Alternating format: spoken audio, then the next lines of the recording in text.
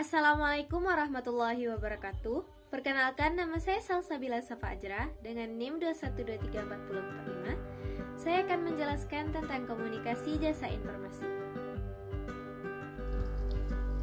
Komunikasi jasa informasi. Yang pertama ada identifikasi penyedia jasa informasi. Salah satunya adalah perpustakaan. Perpustakaan sendiri terbagi atas perpustakaan berbasis kertas, perpustakaan berbasis kertas dan multimedia, perpustakaan elektronik, perpustakaan hibrida, perpustakaan maya, dan perpustakaan tanpa tembok. Perpustakaan berbasis kertas adalah perpustakaan yang bahan pustakanya masih tercetak.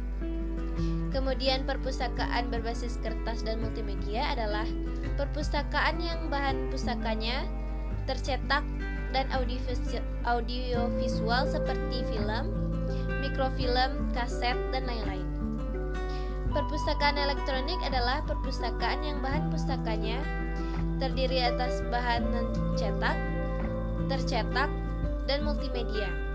Biasanya perpustakaan elektronik berbentuk analog dan digital. Kemudian perpustakaan hibrida. Perpustakaan hibrida merupakan campuran perpustakaan tradisional dengan perpustakaan elektronik. Lanjut, perpustakaan maya.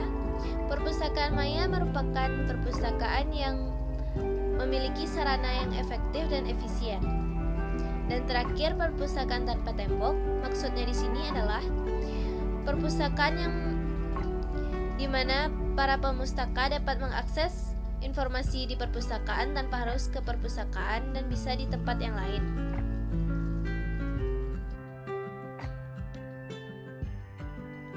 Penyedia jasa informasi selanjutnya yaitu pusat rekod. Di Indonesia pada umumnya setiap organisasi ataupun kantor memiliki pusat rekod. Tapi mereka tidak menyebutnya pusat rekod melainkan arsip. Kemudian depo arsip merupakan lembaga tempat penyimpanan arsip. Lalu pusat dokumentasi, tempat di mana dokumen diterima, diproses, dilestarikan, disingkat, diabstrak, dan diindeks dalam satu bidang atau lebih. Kemudian clearing house, yaitu badan yang mengumpulkan dan mencatat hasil penelitian yang baru saja direncanakan ataupun sedang berlangsung dan sudah selesai dan menyediakan informasi yang berkaitan tentang aktivitas tersebut. Lanjut, pusat analisis informasi, yaitu pusat dokumentasi yang secara khusus bekerja sama dengan pusat pelatihan. Kemudian ada pusat informasi yang biasanya memberikan layanan informasi mengenai buku atau subjek yang menjadi tugas atau tanggung jawab lembaga tersebut. Lalu pusat referral, yaitu lembaga yang mengarahkan pemakai, terutama peneliti, pada sumber data dan informasi yang mereka butuhkan, seperti halnya perpustakaan. Kemudian bank data, yaitu pusat data bertugas mengumpulkan, menyusun, menyimpan data numerik yang dapat digunakan bila mana diperlukan dalam subjek tertentu atau menjawab keperluan tertentu. Lalu yang terakhir ada museum. Museum adalah sebuah lembaga permanen nirlaba yang melayani masyarakat dan perkembangannya dan terbuka bagi umum, yang memperoleh, melestarikan, meneliti, mengkomunikasikan, dan memamerkan untuk keperluan kajian, pendidikan, kegembiraan, bukti material dari manusia dan lingkungannya.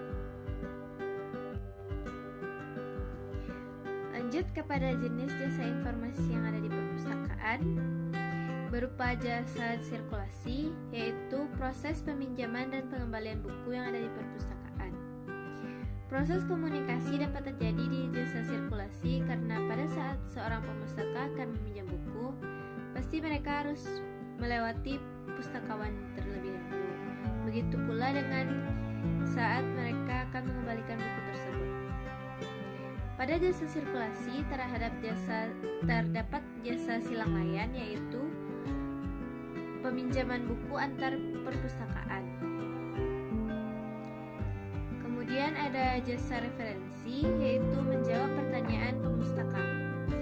yang berarti seorang pustakawan berkewajiban untuk memberikan referensi bahan bacaan yang dibutuhkan yang sesuai dan relevan terhadap kebutuhan informasi pemustaka tersebut.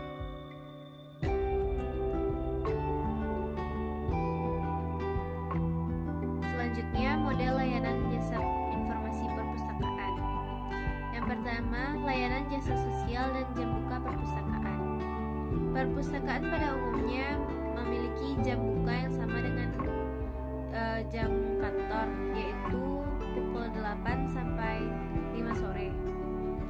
Lalu layanan jasa pemanfaatan sumber informasi. Hal ini berkaitan dengan sumber informasi yang ada di perpustakaan. Semua bahan koleksi yang ada di perpustakaan tersebut perlu dimanfaatkan sebaik mungkin untuk memenuhi kebutuhan informasi para pemustaka. Lalu layanan jasa konsultasi, yaitu memberikan konsultasi kepada para pemustaka yang datang terhadap kebutuhan informasi yang mereka butuhkan. Seorang pustakawan harus dapat menjawab segala pertanyaan pemustaka terhadap kebutuhan informasi mereka.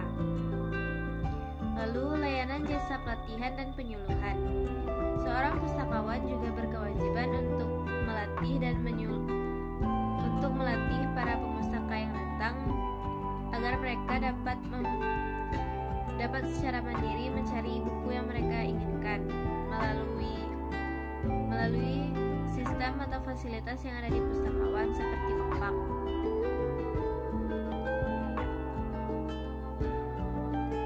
Kemudian ada layanan jasa peminjaman, layanan jasa fotokopi, layanan penyedia fasilitas. Fasilitas yang ada di perpustakaan pasti dapat dipakai oleh seluruh pemustaka yang datang ke perpustakaan.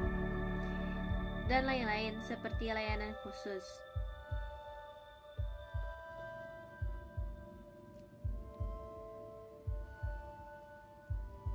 Kemudian beralih kepada komponen pemasaran. Yang pertama itu ada produk. Produk di perpustakaan berupa koleksi bahan pustaka dan jasa layanan informasi. Produk atau jasa di perpustakaan dipilih dengan prinsip: yang pertama, kualitas barang atau jasa itu harus baik, koleksi lengkap dan aktual, tingkat relevansi tinggi. Yang kedua, penggunaan koleksi yang mudah. Yang ketiga, barang atau jasa harus mudah dikenal oleh para pemustaka. Yang keempat, resiko atau kerugian ditekan sekecil mungkin. Lalu selanjutnya harga. Pada harga ini dimaksudkan kepada tingkat relevansi bahan pustaka yang ada di perpustakaan dengan kebutuhan informasi yang dibutuhkan oleh pemustaka. Yang ketiga ada tempat. Perpustakaan hendaknya memiliki tempat yang strategis agar setiap pemustaka dapat mudah mengakses informasi yang ada di perpustakaan. Lalu yang terakhir ada promosi. Promosi di perpustakaan dimaksudkan ke dalam tiga aspek tersebut, yaitu to inform, to influence, and to persuade. To inform maksudnya adalah memberitahukan kepada para pemustaka apa saja bahan koleksi pustaka baru yang ada di perpustakaan. Lalu to influence, yaitu mempengaruhi para pemustaka agar selalu berkunjung ke perpustakaan dan merasa butuh akan perpustakaan. Yang terakhir yaitu to persuade, membujuk para pemustaka untuk selalu berkegiatan di perpustakaan, misalnya dapat mengadakan seminar dan lain-lain.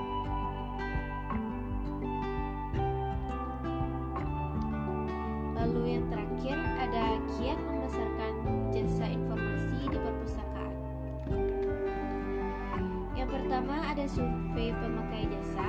Biasanya pihak perpustakaan akan menyebarkan angket atau berdiskusi langsung dengan pemustaka untuk dapat mengetahui keinginan dan kebutuhan informasi pemustaka. Yang kedua ada promosi perpustakaan. yang dipengaruhi oleh faktor internal dan faktor eksternal. Faktor internalnya yaitu dari bagaimana pustakawan melayani pemustaka yang datang. Pustakawan tersebut harus ramah, cekatan, mampu membujuk pemustaka dan mendidik pemustaka menggunakan fasilitas yang ada di perpustakaan. Lalu faktor eksternalnya berupa menyebarkan selebaran, brosur, spanduk, dan lain-lain. Yang ketiga, mengelola sistem informasi manajemen antar perpustakaan untuk memenuhi kebutuhan pemustaka. Yang keempat, ada proses komputerisasi. Yang kelima, mengoptimalkan kemampuan pustakawan agar mampu mengubah actual user menjadi potential user. Yang keenam, melakukan kerjasama dengan lembaga terkait dalam penggunaan fasilitas perpustakaan seperti menjadi tempat seminar dan lain-lain. Yang ketujuh, ada pergeseran nilai. Sikap pemustaka juga mempengaruhi dalam mengubah citra perpustakaan yang awalnya pelayanan responsif pasif menjadi inisiatif aktif.